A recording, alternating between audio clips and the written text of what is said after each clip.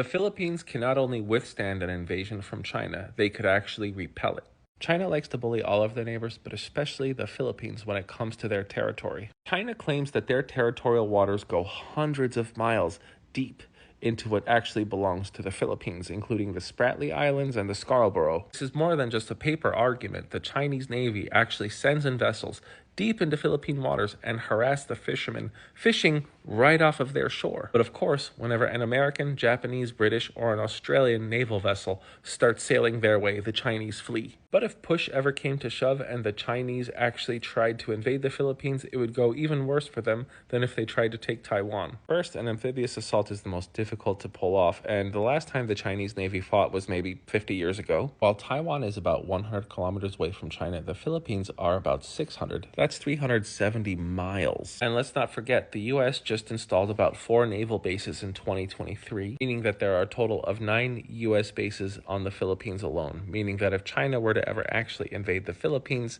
that would most likely be a declaration of war against the United States. But what if the US doesn't consider it an act of war and they just offer assistance to the Philippines? A huge naval formation could only travel maybe 25-30 knots, so 600 kilometers. At that speed, it would take the Chinese Navy 13 to 16 hours to get there, meaning that the most advanced surveillance system in the world, owned by the US military, would have plenty of time to set up countermeasures. I'm not saying the US Navy would go in and fight, but they would most likely send in a carrier strike group or two, along with Australia, Japan, a couple other countries, to set up a perimeter around the Philippines to deter the Chinese. So the average carrier strike group has about 40 or 50 of the best fighter jets on the planet that China would have to contend with. So there would already be a great deal of equipment and personnel able to reinforce the Philippine military to resist this. Now, while the Philippine military may be modest compared to China or Japan or any other major regional power, but that's changing rapidly. The US is making investments into the Philippine Air Force and Navy and overall military infrastructure for just such an occasion. They've not only been buying a ton of missiles to resist any kind of invasion, they've also been making their own. The production is new, it just started and it's modest, but with more US investment, we're most likely going to see a huge spike in that. And then there's the logistics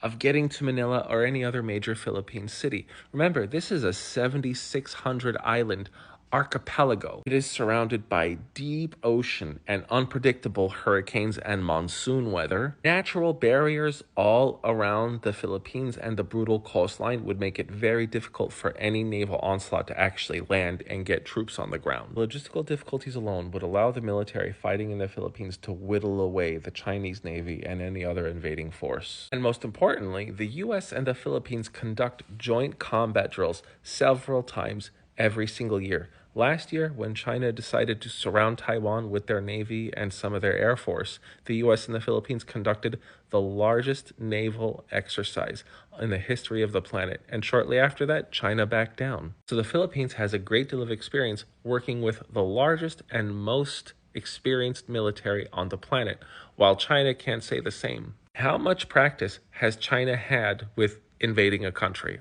Tell me, I'll wait. But none of that matters because China can outproduce the American Navy. Absolutely, no doubt there. Just one of the Chinese shipyards can outproduce all of the other US shipyards combined. Current estimates suggest that China has between 230 to 600 times more shipbuilding capacity than the United States. Ouch. So 100%. China could absolutely flood the entire South China Sea with naval vessels to take on the Philippines. You can build all the ships in the world, but are there enough people to actually navigate these ships during a wartime scenario? No matter how great drones and missiles are, it is not enough to succeed in a full-scale invasion. You have to have boots on the ground. So planes and ships are still an essential component. So I'll ask again, how many people could adequately navigate these vessels to accomplish that mission? The US had the same exact problem during World War II when we were producing more munitions and war equipment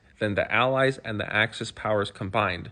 But what America had was an alliance of several other countries who had experienced people to navigate all of these vessels. The only potentially useful naval training that the Chinese could get would be from Russia, but they have not the best navy. Let's just put it this way, the Ukrainians sunk the Russian Black Sea Fleet and Ukraine doesn't even really have a navy. So production isn't everything if you don't actually have people skilled enough to use what you've produced. Last but not least is the legendary fighting spirit of the Filipino people. So let's say even if the Chinese military got boots on the ground, made it onto the land, then they would have to deal with the most brutal guerrilla warfare. Now, this doesn't mean there shouldn't be any cause for concern because the Chinese are being a bit hostile and not so diplomatic, but it's far too costly for China to actually escalate this to a military level. I am the Geo Husar, and it's time I got a haircut. Thanks for watching.